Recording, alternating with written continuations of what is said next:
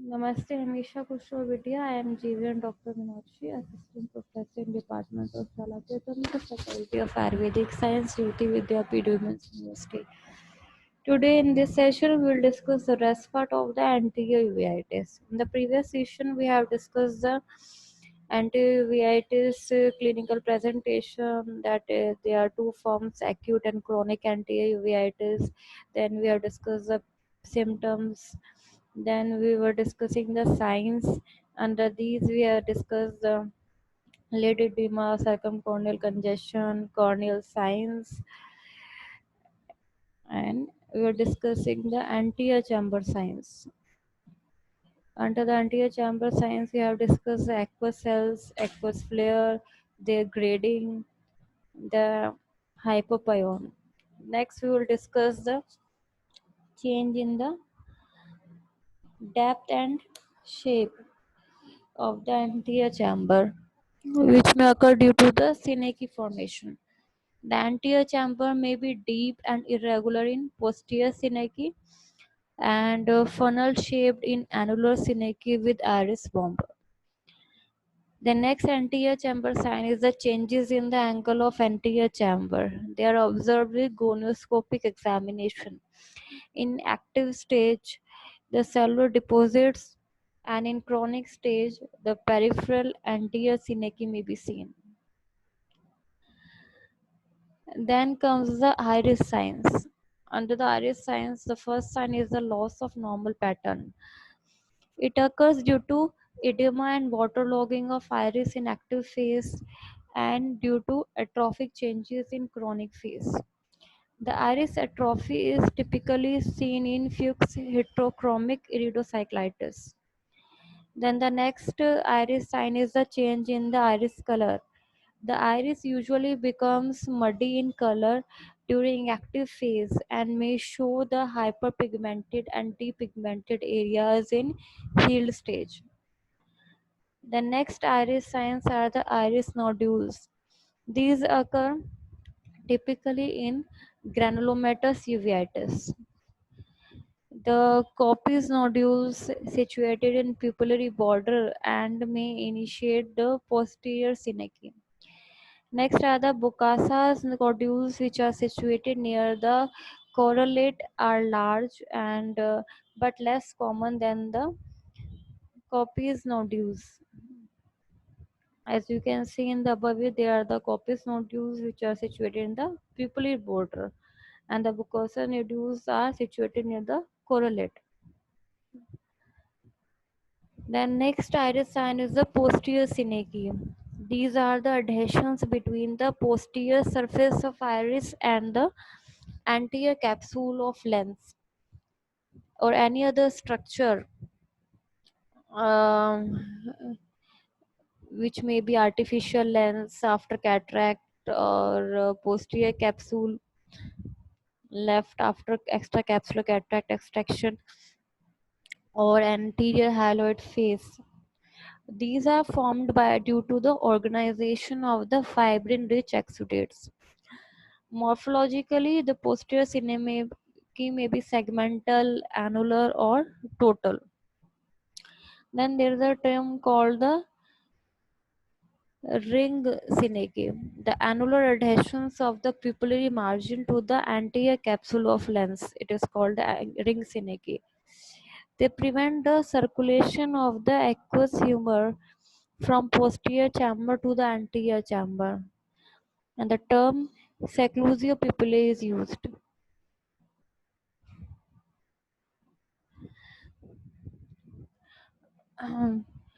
Thus, aqueous collects behind the iris and pushes it anteriorly. It is called the iris bombe formation, and this is usually followed by a rise in the intraocular pressure. Then next type of posterior synecdoche is the segmental posterior synecdoche, which is refers to the adhesions of the iris to the lens at some points. Then the next type of posterior synecdoche is the total posterior synecdoche due to the plastering of total posterior surface of iris with the Anterior capsule of lens are rarely formed in acute plastic type of uveitis, and these result in deepening of the anterior chamber. Then next type of iris sign is the new vascularization of iris, which is known as the rubeosis iridis.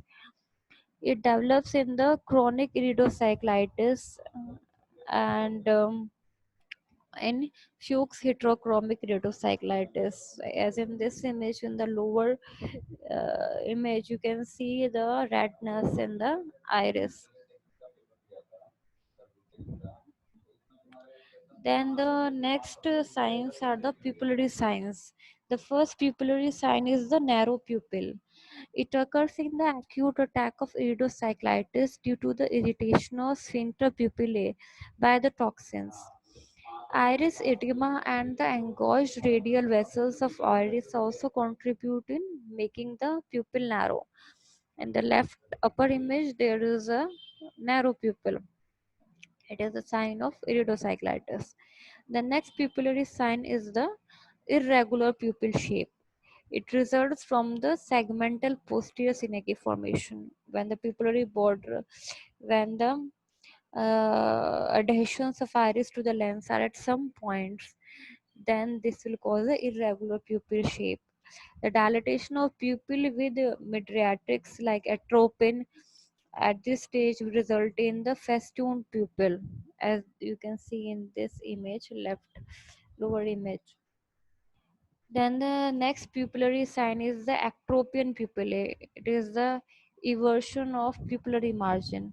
It may develop due to the contraction of fibrinous exudate on the anterior surface of the iris. The next pupillary sign is the pupillary reaction, become sluggish or even be absent due to edema and hyperemia of the iris, which hamper its movements. Then next pupillary sign is the occlusio pupillae. It results when the pupil is completely occluded due to the organization of the exudates across the entire pupillary area. The next signs are the changes in the lens. The first sign in the lens is the pigment dispersal. Pigment dispersal on the anterior capsule of lens is almost of universal occurrence in case of anterior uveitis. The next changes in the lens is the exudates. Exudates may be deposited on the lens in cases of acute plastic iridocyclitis. Then next change in the lens is the complicated cataract. Cataract may develop as a complication of persistent iridocyclitis. Typical features of a complicated cataract in early stage are the polychromatic luster and breadcrumb appearance of the early posterior subcapsular opacities. In the presence of posterior synecdoche, the complicated cataract progresses rapidly to the maturity. Then the next signs are the changes in vitreous and retina.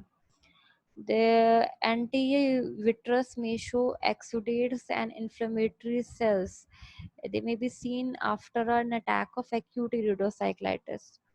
Then next change in the vitreous and retina are the cystoid macular edema, which is also known as the CME, which may occur especially in the chronic iridocyclitis. Then there next sign is the changes in intraocular pressure. The intraocular pressure in case of iridocyclitis or anterior uveitis may be normal. It may be increased in case of secondary glaucoma, or it may be decreased in acute iridocyclitis due to acute ciliary shock, and in chronic long-standing iridocyclitis due to atrophy of ciliary process, ultimately leading to phthisis bulbi. Next session, we will discuss the complications and sequelae of anterior uveitis. Thank you so much. This session is powered by digital version 2.0, Jyoti Vidyapeeth Women's University. I hope you are satisfied with my digital session. If you have any query, please mention in the comment box. I will resolve it. Thank you so much.